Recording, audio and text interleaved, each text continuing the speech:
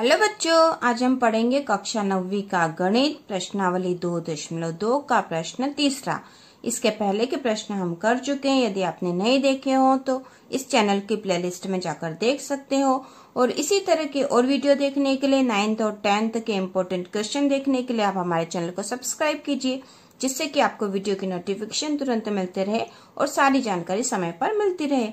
तो प्रश्न तीसरा है, सत्यापित कीजिए कि दिखाए गए मान निम्नलिखित स्थितियों में संगत बहुपद के शून्यक है। और उसके बाद हमें यहाँ प्रश्न दे रखे हैं, तो यहाँ पे हमें सत्यापित करके दिखाना है कि ये जो मान दे रखे हैं ये उसके संगत बहुपद के शून्यक है या नहीं।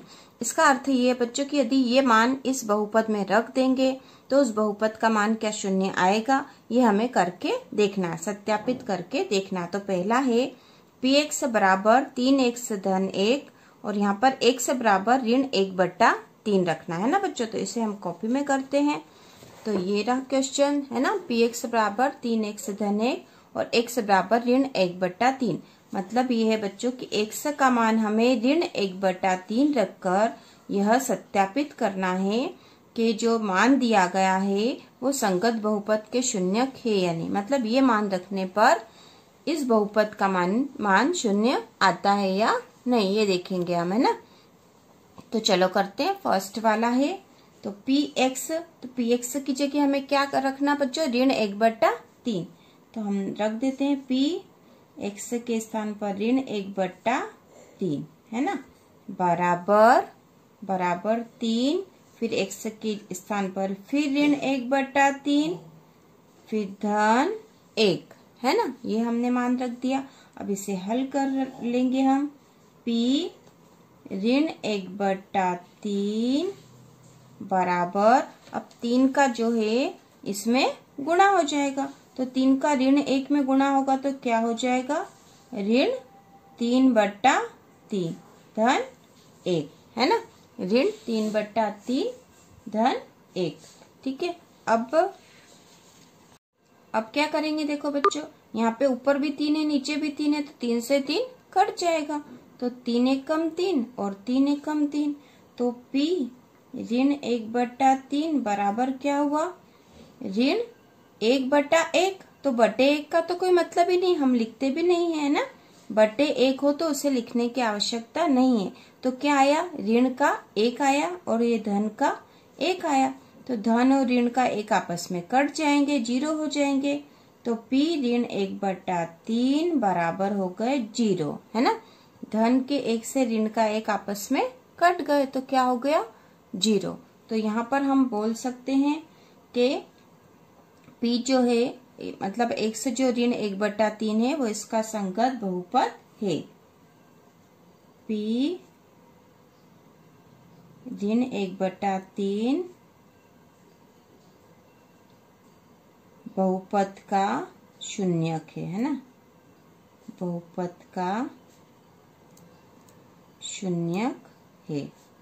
ठीक है, बहुपद का शून्यक है, क्योंकि यदि ये मान रखते हैं तो इस बहुपद का मान 0 आ जाता है। ठीक है बच्चों। अब हम करेंगे, अब देखो बच्चों दूसरा क्वेश्चन है बच्चों, px बराबर 5x ऋण पाई, x बराबर 4/5 है ना। तो यहाँ पे जो है x की वैल्यू हमें 4/5 रख के देखना है कि क्या ये 4/5 जो x का मान दे रखा है यह इस बहुपद का शून्यक है या नहीं। तो चलो रखते हैं, p 4/5 बराबर 5, x की जगह क्या रखना हमें, 4/5 ऋण पाई है ना बच्चों। ये हमने मान रख दिया उसका। अब इसको हम हल कर लेंगे। तो p 4/5 ऐसा कैसे लिखना है इसको, तो क्योंकि ये तो हमने px की जगह इसकी वैल्यू रख के बताई है ना। तो अब हम इसको हल करेंगे। तो 5 का गुणा 4 में होगा है ना, ऊपर का गुणा हो जाएगा। तो 5 चौक 20/5 है ना, 5 चौक 20 और बटे 5 है ही सही, ऋण पाई है ना। तो देखो अब ये हल हो सकता है क्या, इसको और सरल कर सकते हैं, हाँ कर सकते हैं। इसको भाग लगा दो, 5 एकम 5 और 5 चौक 20 है ना। तो अब हम लिखेंगे p 4/5 बराबर अब यहाँ क्या लिखेंगे बच्चों, 4 लिखेंगे, बटा 1 तो लिखने की आवश्यकता ही नहीं होती, तो 4 लिख दिया, 4 ऋण पाई। अब देखो बच्चों ये पाई जो है ना, पाई जो है इसका एक निश्चित जैसे इसका मान होता है, या तो हम लिखते हैं इसके स्थान पर 22/7 या लिखते हैं 3.14 है ना। आगे भी इसका मान होता है, इसका मान और भी होता है, लेकिन ये लगभग है इतना, है ना बच्चों। कितना है ये, लगभग है ना, इतना निश्चित मान नहीं है इसका, लगभग है। ये होता है 3.14 के कुछ और आगे भी होता है। तो यहाँ पर हम लिखेंगे 4 ऋण। अब देखो बच्चों इसमें से यदि 22/7 घटा रहे हैं या लगभग 3.14 घटा देते हैं 4 में, तो क्या इसका मान 0 आएगा? नहीं आएगा, कुछ दशमलव में आएगा, है ना, दशमलव में कुछ आएगा, क्योंकि ये तो लगभग मान है इसका, है ना, तो कुछ दशमलव में संख्या आ जाएगी यहाँ पे। तो हम यहाँ बोलेंगे कि ये जो P 4/5 है, P 4/5 बहुपद का शून्यक नहीं है, बहुपद का शून्यक नहीं है। क्यों? क्योंकि इसका मान 0 नहीं आ रहा है ना, बहुपद का शून्यक नहीं है। ठीक है बच्चों, ये इसका उत्तर आ जाएगा।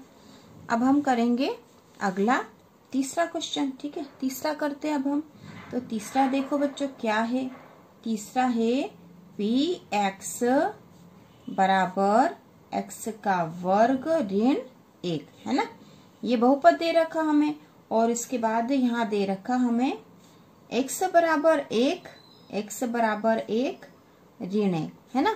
तो यहाँ पे x की 2 वैल्यू दे रखी, x बराबर 1 भी है और ऋण 1 भी है, तो हमें दोनों ही करके देखना है ना।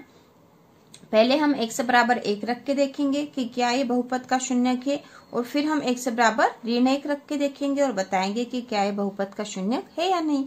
तो हम कर सकते हैं ना। तो p x के स्थान पर पहले 1 रख लो, है ना। यहाँ पे हम लिख देते x बराबर 1, तो है ना, ऐसी स्थिति में क्या होगा, p1 बराबर x स्क्वायर की जगह किसका ये हो जाएगा, x स्क्वायर ऋण 1 था, है ना। तो p1 बराबर x स्क्वायर की जगह किसका स्क्वायर हो जाएगा, मतलब x के वर्ग के स्थान पर किसका वर्ग हो जाएगा, 1 का वर्ग, ऋण का 1, है ना। तो p1 बराबर 1 का वर्ग कितना होगा बच्चों, 1 का वर्ग 1 ही होगा, है ना। 1 का वर्ग तो 1 ही होगा, 1 का वर्ग मतलब 1 गुणा 1, तो 1 आया, 1 में 1 का गुणा करेंगे, ऋण 1। अब ये धन का 1 और ऋण का 1 है ना, ये धन का 1 और ऋण का 1 बराबर कितने हो जाएंगे, 0। तो p1 बराबर 0। तो p1 मतलब x बराबर 1 जो है, x बराबर जो 1 आया है, x बराबर जो 1 हमें दिया गया है, वह बहुपद का शून्यक है ना, बहुपद का शून्यक है, क्योंकि इसका मान रखने पर कितना आ रहा है, 0 आ रहा है। इसी प्रकार अब हम रखेंगे बच्चों, क्या रखेंगे, अब हम रखेंगे x बराबर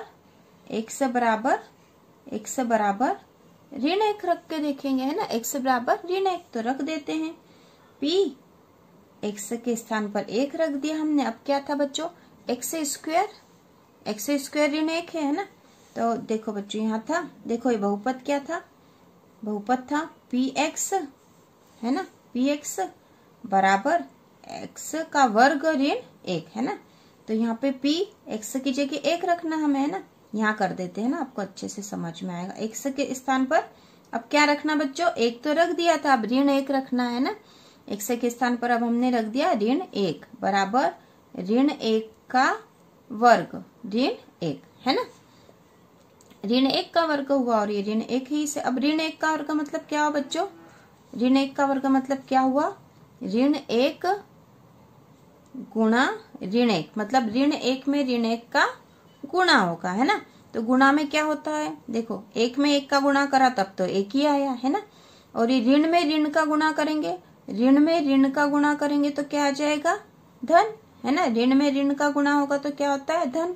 ठीक है, तो ऋण में ऋण का गुणा करा तो धन हो गया, तो कितना आ गया यहाँ पे, 1 का वर्ग, है ना, 1 हो गया, है ना। ठीक है, 1 आ गया यहाँ पे, है ना। ऋण में ऋण का गुणा करा तो 1 आया। ठीक है बच्चों, तो यहाँ 1 आया, 1 ऋण 1 हो गया, है ना, 1 ऋण 1 हो गया। तो p ऋण 1 बराबर 1 ऋण 1। तो धन 1 और ऋण 1 आपस में कट जाएंगे, तो p ऋण 1 बराबर कितना हो गया 0, है ना, 0 हो गया। ठीक है, तो ये भी क्या है बच्चों, बहुपद का शून्यक है। हम लिख देंगे यहाँ पे, हम लिख देंगे कि x बराबर ऋण 1 बहुपद का शून्यक है ना, बहुपद का शून्यक है। ठीक है, बहुपद का शून्यक है। ठीक है, तो ये हो गया तीसरा प्रश्न। इसी प्रकार बच्चों अगला जो चौथा प्रश्न है बच्चों, वो है p x बराबर x धन 1 x ऋण 2, और यहाँ पर x का मान दे रखा बच्चों, x बराबर ऋण 1 और 2। तो यहाँ पर हमें दोनों ही मान रख के देखने पड़ेंगे कि क्या ये बहुपद के शून्यक है या नहीं, है ना, दोनों मान रख के देखने पड़ेंगे। तो सबसे पहले हम x बराबर ऋण 1 रख के देखते हैं। तो देखो बच्चों x बराबर ऋण 1 है ना, x बराबर ऋण 1 मान रख के देखेंगे। तो ऐसी स्थिति में बहुपद की क्या वैल्यू रहेगी, देखो p ऋण 1, x के स्थान पर हमने ऋण 1 रख दिया, बराबर x के स्थान पर ऋण 1 रखना है, तो ऋण 1 धन 1 है ना, ये हो गया। उसी प्रकार यहाँ पे x के स्थान पर भी हम ऋण 1 रख दिया, और ये ऋण 2। ठीक है बच्चों, ये हमने इनकी वैल्यू रख दी है। अब हम इसको सॉल्व कर लेंगे। p ऋण 1 बराबर, देखो बच्चों ये ऋण का 1 है और ये धन का 1 है, तो क्या हो जाएंगे, आपस में कट जाएंगे, और क्या बचेगा, 0 बचेगा, है ना। उसी प्रकार यहाँ पे है ये ऋण का 1 और ऋण का 2, दोनों संख्या ऋण की है ना, ऋण का 1 और ऋण का 2, तो ये समान निशान है दोनों पे, है ना, समान चिन्ह है, तो समान चिन्ह वाले आपस में जुड़ जाएंगे। तो ऋण का 1 और ऋण का 2 मिलके ऋण के कितने हो जाएंगे, ऋण का 3 हो गया, है ना, ऋण का 3 हो गया। ठीक है, अब यहाँ पे p ऋण 1 बराबर, अब देखो बच्चों एक कोष्टक में ये है और एक कोष्टक में, इन दोनों के बीच में कोई निशान नहीं था, है ना, निशान नहीं था मतलब इनका आपस में गुणा होगा। तो ऋण का 3 का 0 में गुणा होगा तो कितना आएगा बच्चों, 0, है ना, किसी भी संख्या का 0 में गुणा होता है तो 0 ही आता है। तो हम यहाँ कह सकते हैं कि p जो ऋण 1 की जो वैल्यू रखेंगे इस बहुपद में, तो यह इस बहुपद का शून्यक है ना, बहुपद का शून्यक है। तो p ऋण 1 बहुपद का शून्यक है ना, बहुपद का शून्यक। ठीक है, बहुपद का शून्यक है, ये हमने एक वैल्यू निकाल ली है। ठीक है बच्चों, अब हमें क्या रखना है, देखो बच्चों अब इसमें तो 2 थे, ऋण 1 रख के देख लिया, अब 2 का भी रखना है हमको। तो अब हम रखेंगे x बराबर 2, क्या रखेंगे अब हम, x बराबर 2, और हमारा बहुपद क्या था बच्चों, क्या था, देखो एक बार यहाँ लिख लेते फिर से हम, px बराबर x धन 1 और x ऋण 2। एक बार फिर से लिखने से क्या होता है कि हम मान अच्छे से रख लेंगे हम इसके नीचे बिल्कुल। तो p x के स्थान पर हमें 2 रखना है, 2 रख लिया हमने, बराबर x के स्थान पर 2, फिर धन 1 है ही सही, यहाँ पर x के स्थान पर 2 ऋण 2, है ना, ये हमने इसका मान रख दिया। अब इसको हल कर लेंगे, p 2 बराबर 2 और 1 कितने हो गए, 3 हो गया, है ना, 2 और 1 3 हो गए। अब ये 2 ऋण 2, मतलब ये 2 कैसे हैं बच्चों, इसके आगे निशान नहीं के साथ धन का 2 ऋण का 2 होके क्या हो गया, 0 हो गया, है ना, 0 हो गया। तो p 2 बराबर, अब देखो बच्चों इन दोनों के बीच में क्या होगा, गुणा होगा, है ना, कोई निशान नहीं, गुणा होगा। तो 3 का 0 में गुणा होगा तो कितने आएंगे, 0, है ना, 0। तो यहाँ पे हम लिख देंगे कि p 2, मतलब p के बहुपद के लिए x की वैल्यू जब 2 रखी तो ये क्या है, बहुपद का शून्यक है ना, ये भी बहुपद का शून्यक है। ठीक है, तो इस प्रश्न में x बराबर ऋण 1 रखा तो वो भी बहुपद का शून्यक था, और x बराबर जब 2 रखा तो वो भी बहुपद का शून्यक है। अब अगला जो प्रश्न है 5वां, px बराबर x का वर्ग और x बराबर 0 रखना हमें, है ना, x का मान यहाँ क्या दे रखा, 0, तो 0 रख के हमें देखना है कि क्या ये बहुपद का शून्यक है। तो चलो बच्चों रखते हैं, है ना, तो p x के स्थान पर 0 बराबर x का वर्ग है, तो यहाँ पे हो जाएगा 0 का वर्ग हो जाएगा, है ना। तो p और ये 0 बराबर 0 का वर्ग कितना होगा बच्चों, 0। तो यहाँ पर हम लिखेंगे, यहाँ हम लिखेंगे कि p 0 या x बराबर 0, या हम ये भी लिख सकते हैं कि x बराबर 0 बहुपद का शून्यक है ना, बहुपद का शून्यक है। ठीक है बच्चों, आसान सा था ये तो बहुत आसान था। ठीक है, अब हम करते हैं छठा प्रश्न, है ना। 6 वाला जो क्वेश्चन है वो है पी एक्स बराबर एल एक्स धन एम, है ना। क्या दे रखा बच्चों, एल एक्स धन एम, और यहाँ पे जो हमें एक्स की वैल्यू दे रखी है तो एक्स बराबर है ऋण एम बटा एल, है ना। एक्स की वैल्यू क्या दे रखी है, ऋण एम बटा एल, मतलब एक्स की वैल्यू हमें ऋण एम बटा एल रख के देखना कि क्या ये मान इस बहुपद का शून्यक है।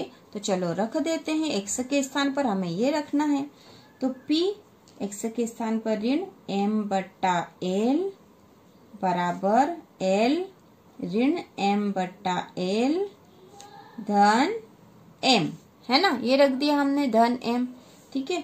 अब यहाँ पर हम करेंगे, इसको सॉल्व करेंगे, ऋण एम बटा एल तो यहाँ है ही सही, बराबर इस एल का गुणा हम यहाँ करते हैं ना, ऊपर वाली संख्या में गुणा होता है, तो ऋण एल एम बटा एल धन एम, है ना बच्चों। ये संख्या आ गई, हमने एल का गुणा कर दिया ऊपर वाली संख्या में, जैसे हम हर सवाल में करते आ रहे हैं।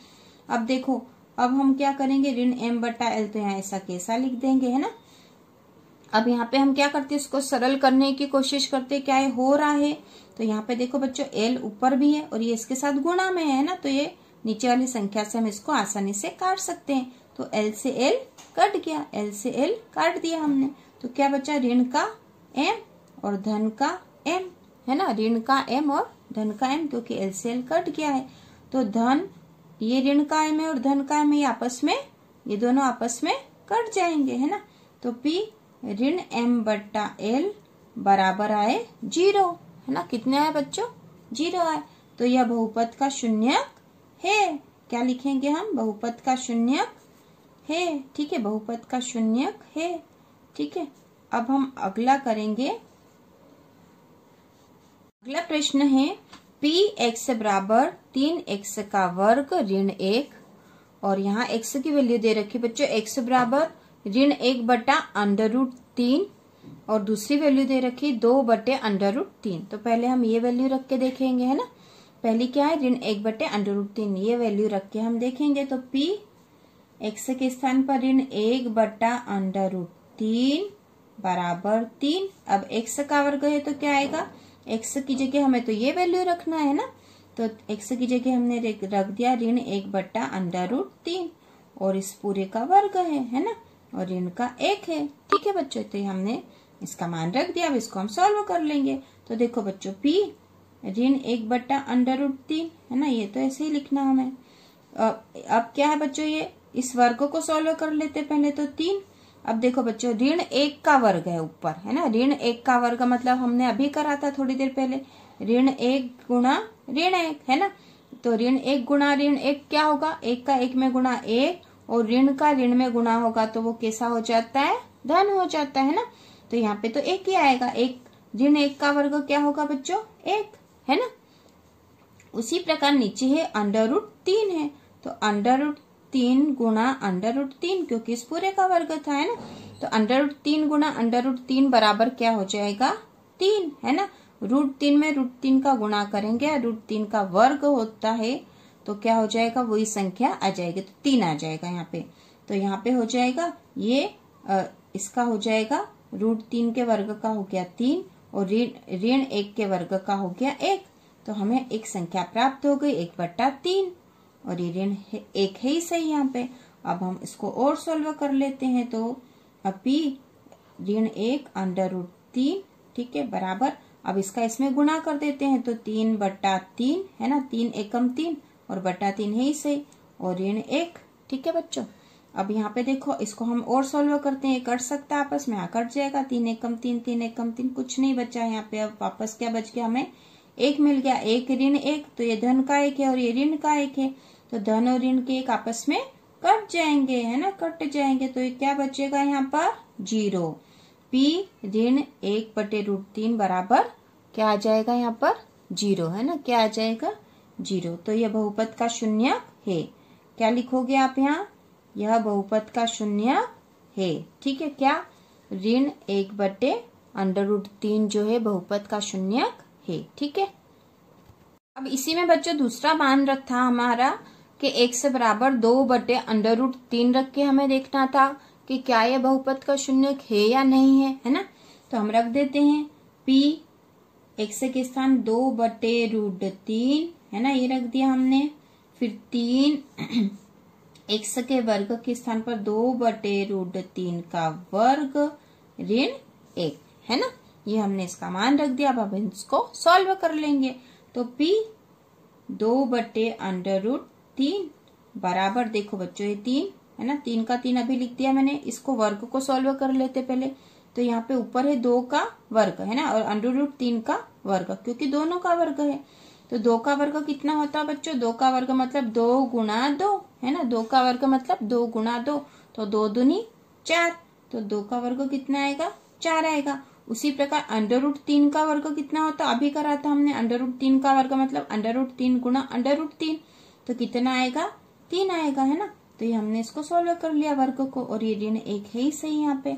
ठीक है, अब हम आगे करेंगे p 2/√3 बराबर, देखो 3 में 3 का जो गुणा होगा इसमें, तो 3 चौक 12, 12/3, फिर ऋण 1 है ना, ऋण 1 हमने इसको सॉल्व कर लिया। अब देखो ये और सॉल्व हो सकता है क्या? ये आपस में कर सकते हैं? हाँ, कट जाएंगे।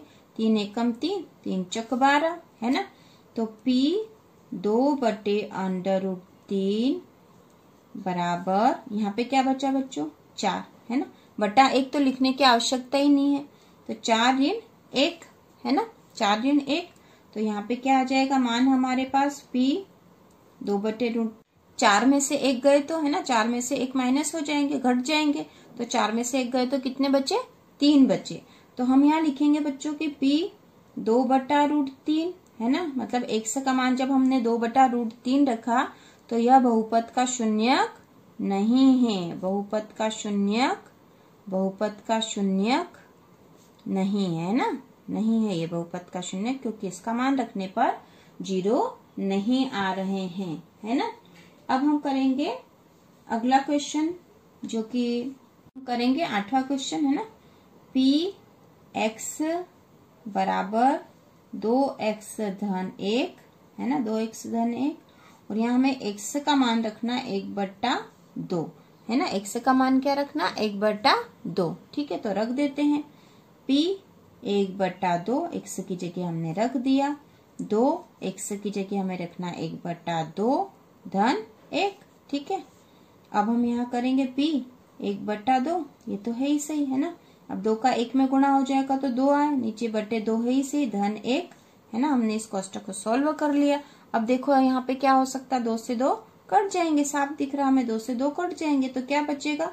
1 बचेगा। यहाँ पे p 1/2 बराबर 1 धन 1 है ना, दोनों 1 धन के हैं, तो क्या हो जाएगा? p 1/2 बराबर 2, इसका मान क्या आ जाएगा? 2 आ जाएगा। तो यह भी बहुपद का शून्यक नहीं है ना बच्चों। क्या लिख देंगे? बहुपद का शून्यक नहीं है ना, शून्य नहीं आ रहा है। यदि हम p के x के स्थान पर 1/2 रखते हैं तो बहुपद का शून्यक नहीं है। ठीक है बच्चों, तो ये हमारा प्रश्न नंबर जो है 3 पूरा सॉल्व हो गया है।